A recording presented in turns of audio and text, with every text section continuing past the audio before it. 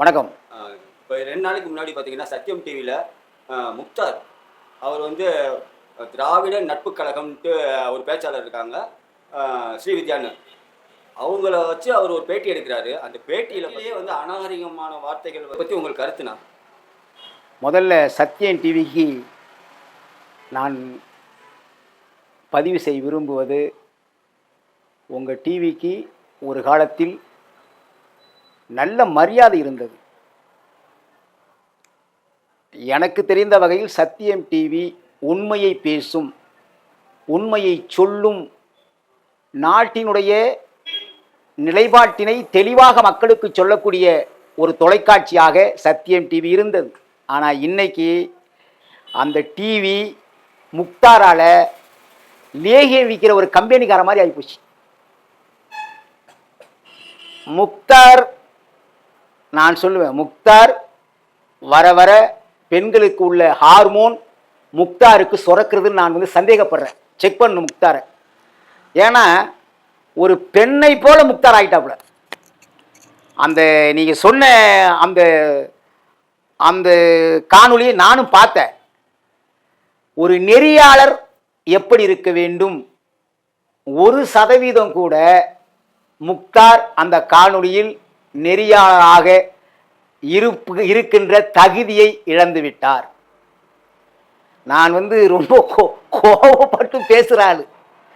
ஏற்கனவே முக்தாரை பற்றி பேசியிருக்கேன். எனக்கு மன வருத்தம் தந்தது. நான் என்ன கேட்குறேன்,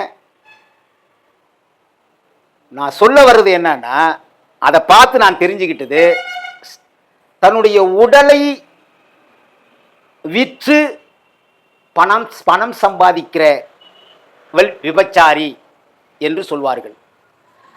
ஆனால் அதற்கு பிறகு வாயை விற்று பணம் சம்பாதிக்கிற விபச்சாரியாக முக்தாரை நான் பார்க்கிறேன்.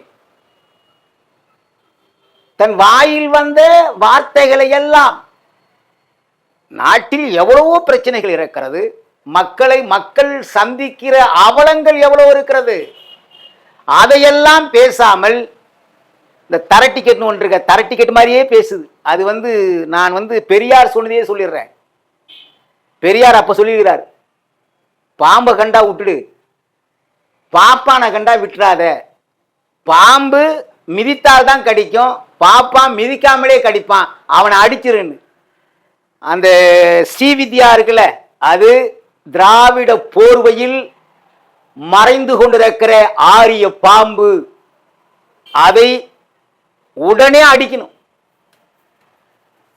எப்படியெல்லாம் பேசுனீங்க பாருங்க, அந்த காணொலியை பாருங்க. ஒரு பெண் தமிழ்நாட்டில் இப்போ மாதர் சங்கங்கிறாங்க, மாதர் சங்க அமைப்புங்கிறாங்க, மகளிர் ஆணையம்ங்கிறாங்க.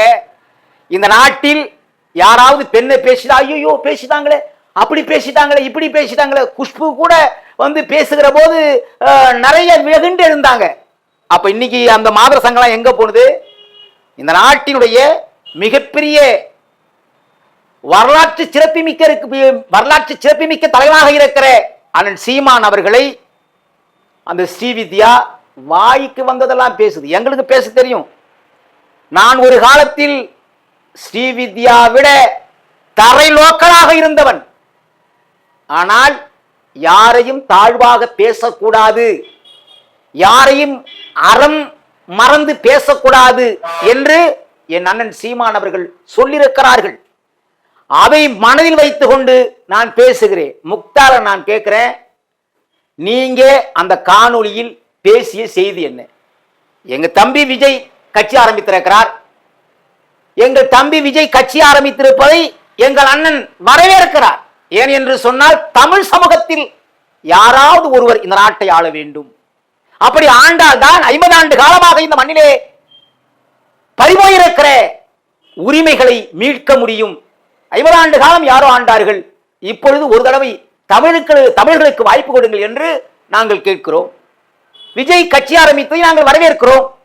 ஆனால் எங்களுக்குள்ளே சண்டை வருவதை போல சண்டை மூட்டி விடுகிற செயலை அந்த ஸ்ரீவித்யா பேர் கூட அது பாருங்க, ஸ்ரீனா உண்மையான ஆரியத்திலிருந்து பிழைக்க வந்த அந்த வம்சத்தை சார்ந்தவள். தரலோக்கல் என்குது. ஒரு தலைவனை 12 கோடி மக்கள் இன்றைக்கு தேசிய தலைவர் மீது பிரபாகரனுக்கு பிறகு ஒரு தலைவரை ஏற்றுக்கொண்டிருக்கிறது ஒரு இனம் என்று சொன்னால் அது என்னுயிர் அண்ணன் சீமான் அவர்கள். அவர்களை வாடா போடா வீட்டுல ஆத்துக்கார பேசுற மாதிரி பேசு. இது யாரு நம்ம நான் குறை சொல்லணும்? இந்த சுபவின்னு ஒருத்தர் பாரு, ஒட்டு தின்னு சொல்லுவான் எல்லாரும். நான் சுபவி மேல ரொம்ப மரியாதை வச்சுக்கிறேன். இதாடா நீ கொடுத்த அரசியல்? இந்த மண்ணை பண்படுத்துவதற்கு, இந்த மண்ணை பேணி காப்பதற்கு நீ கத்துக் கொடுத்த அரசியல் இதுவா?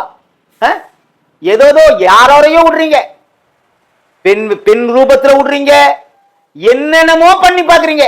எப்படியாவது தமிழ் தேசியத்தை வேறறுக்க வேண்டும், சீமானை எப்படியாவது ஏதாவது குற்றத்தை சுமத்தி சீமானுடைய வளர்ச்சியை தடுத்துவிட வேண்டும் என்ன நினைக்கிறீங்க? நான் சுபவிக்கு நான் தெளிவா சொல்றேன். அந்த பொண்ணு தெளிவா சொல்றாளே, சுபவிதான் திராவிட நட்பு கழகத்தை உருவாக்கி கொடுத்தார். அப்போ நீங்க கட்சி நடத்துறீங்களா, ஏஜென்ட் வேலை பாக்குறீங்களா? இந்த நாட்டில் கட்சி நடத்தீங்க கேட்டா நாங்கள் சமூக நீதி போராளி. இதான் அவங்க சமூக நீதி போராளிக்கான தகுதி. ஒரு பெண் என்றால் எப்படி பேச வேண்டும் ஒன்னதான் நாங்கள் குத்தம் சொல்லுவோம். 50 ஆண்டு கால வரலாறு, 100 ஆண்டு கால வரலாறு, பெரியார் மண்ணு, மயிறு மண்ணு. நீங்க எல்லாம் என்ன சொல்லணும் அந்த பொண்ணுகிட்ட? அப்படி எல்லாம் தரம் தாழ்த்தி பேசாதமா. இது மற்ற மாநிலங்களை போல இல்ல. மொழிக்காக உயிரை கொடுத்த இந்த மாநிலம், இங்க வாழ்கிறவர்கள் மிகவும் லட்சியத்திற்குரியவர்கள். இன்னும் சொல்லணுமா வேணாமா? யாரோ தண்ணி தெளிச்சா விட்டா மாதிரி ஒரு கட்சி ஆரம்பிச்சு கடை ஆரம்பிக்கிற மாதிரி இதை ஆரம்பிச்சு விட்டுறீங்க. அது வாயில வந்துதான் பேசுது. நாங்க பேசினா என்ன ஆகும்?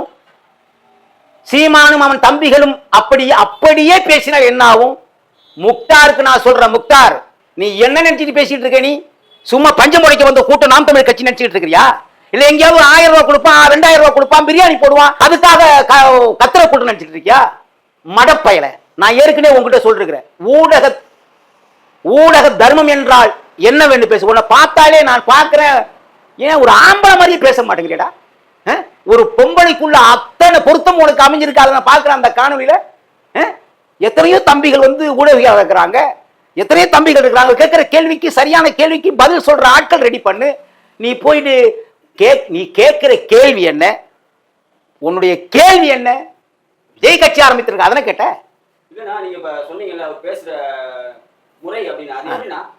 நீங்க பாக்கல, நீங்க அதை பாத்தீங்கன்னா தெரியும் உங்களுக்கு.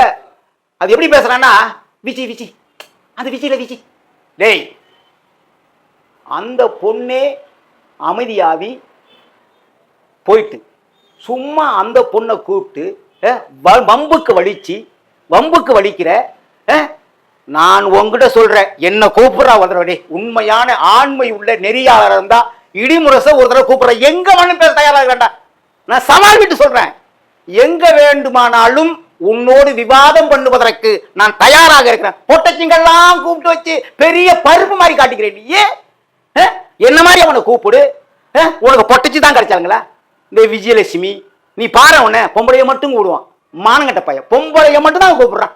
என்ன மாதிரி ஆம்பளைய கூப்பிட சொல்லுங்க, என்ன கூப்பிட சொல்லுங்க. முதல்ல அவனை நல்ல ஆம்பளையா இருந்தா அடுத்த வாரம் கூப்பிட சொல்லுங்க. தமிழ்நாட்டில் எங்கு வேண்டுமானாலும் அவன் கூப்பிடுற இடத்துக்கு நான் வர்றேன். அவன் வர சொல்லுங்க.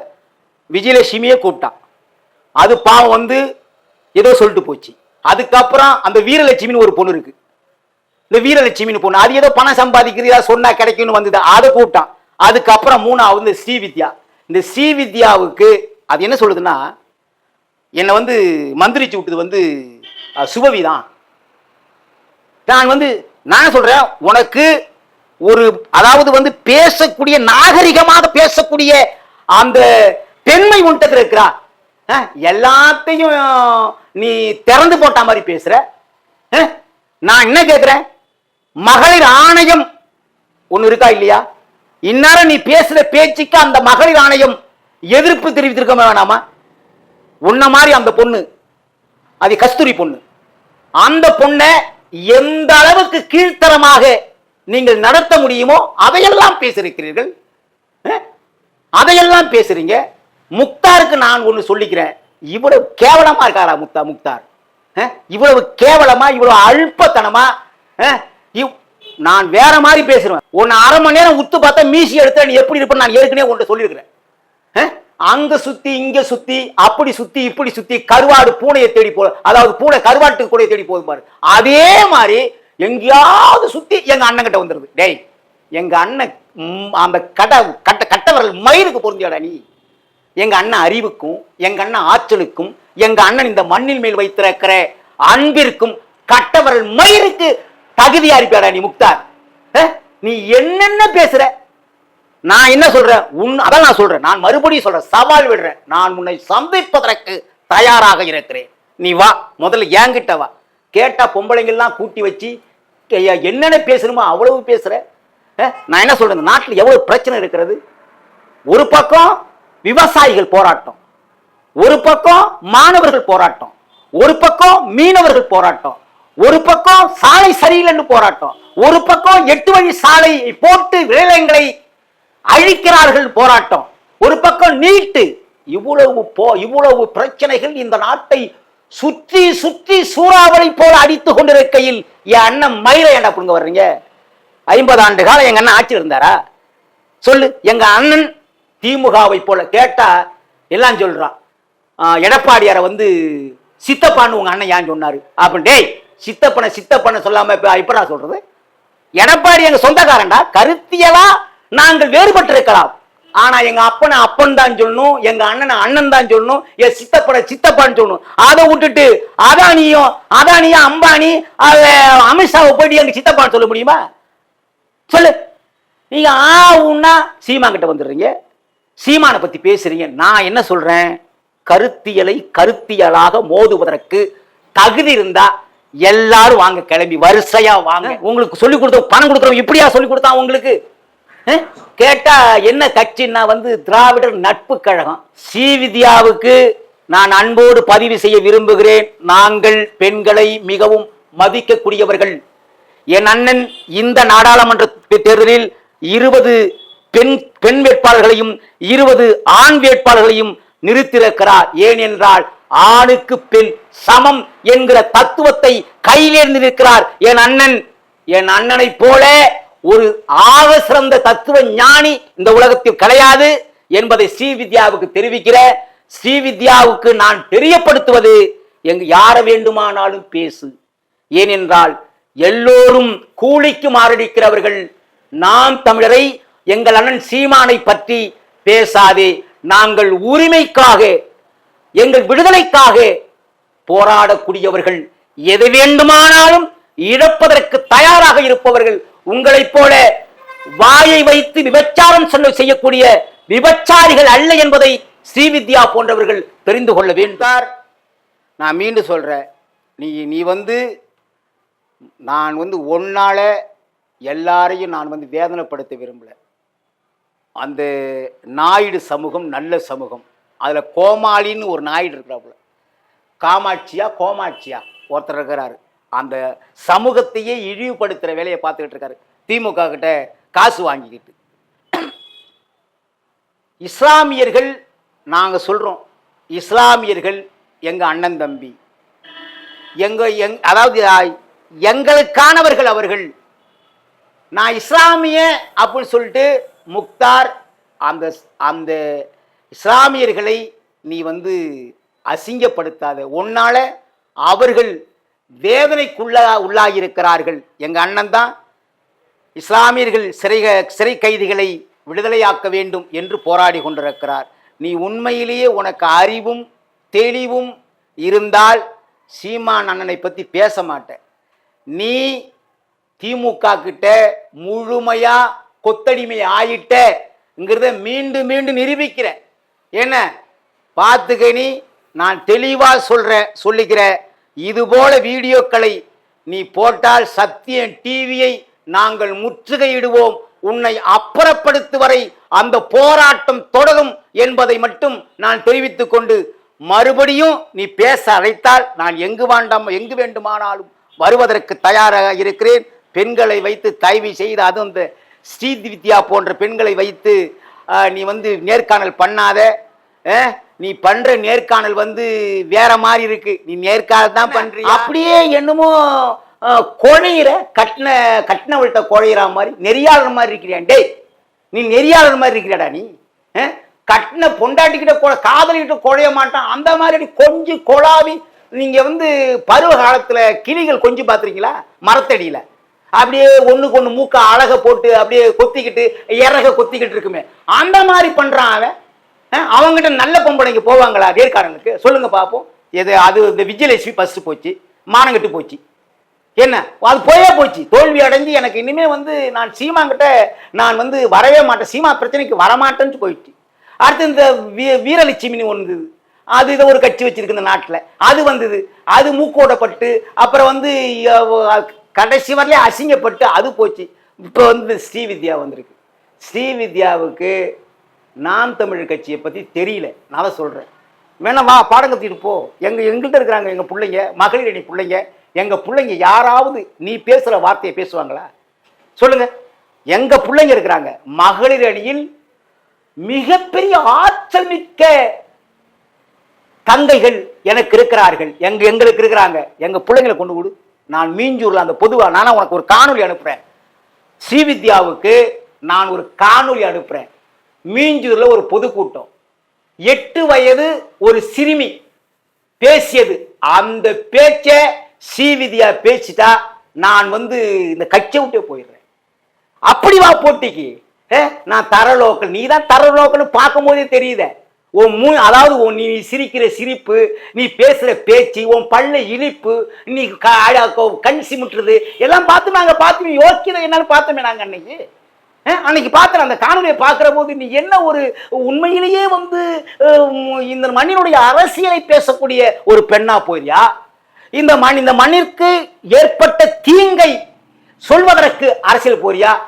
அதாவது எப்படி போற உன்னுடைய அரசியல்? நீ போய் அங்க உட்காந்துக்கிற, அவன் வந்து நேர்காணல் பண்றான், நீங்க கொஞ்சம் கொலாவுறது, நீங்க சிரிக்கிறது, நக்கல் பண்றது, நீங்க வந்து நமட்டு கடிப்பு கடிக்கிறது, உதட்ட கிள்றது, எல்லாவற்றையும் இந்த நாட்டு மக்கள் மாத்திரமல்ல உலகத்தில் வாழ்ந்து கொண்டிருக்கிறவர்கள் பார்த்து கொண்டிருக்கிறார்கள். கொஞ்ச காலம் இவ்வளவு காலம் போச்சு. கொஞ்ச காலத்துல உங்களுக்கும் பச்சை மட்டை, உனக்கும் பச்சை மட்டை, அந்த முக்தார் பையனுக்கான அவனுக்கும் பச்சை மட்டை நாங்க ரெடி பண்ண ஒவ்வொருத்தனுக்கும் தமிழ்நாட்டுல பச்சை மட்டை ரெடி பண்ணி வச்சுக்கிட்டே இருக்கணும். இவ்வளவு காலம் 2026 வரலையும் பொறுங்க கொஞ்சம், அதுக்கப்புறம் தெரியும் உங்க நிலைப்பாடு என்ன அப்படின்னு தெரியும். அதனால பேசுறத என்ன பேசுறோம், யாரை பேசுறோம், எதை பற்றி பேசுறோம், எப்படி பேசுறோம், நிதானிச்சு பேசுங்க. என்ன கொட்டிராதீங்க, அப்ப அழுறது கஷ்டம். அதனால 2 பேருக்குமே சொல்றேன், யாராருக்கு, அந்த ஸ்ரீவித்யாவுக்கும் முக்தாருக்கும் சொல்றேன், நீங்க காணொலி எடுங்க, ஆனால் நேர்மையான முறை எடுங்க. இந்த மாதிரி காணொலி எடுத்தீங்கன்னா அப்புறம் அவமானப்பட்டு அசிங்கப்பட்டு துக்கப்பட்டு துயரப்பட்டு இருக்க இடம் இல்லாம எங்கோ போவோம் நிலை தடுமாறி அலைவீங்க. அதை மட்டும் நான் சொல்லி பதிவு செய்கிறேன். நன்றி, வணக்கம்.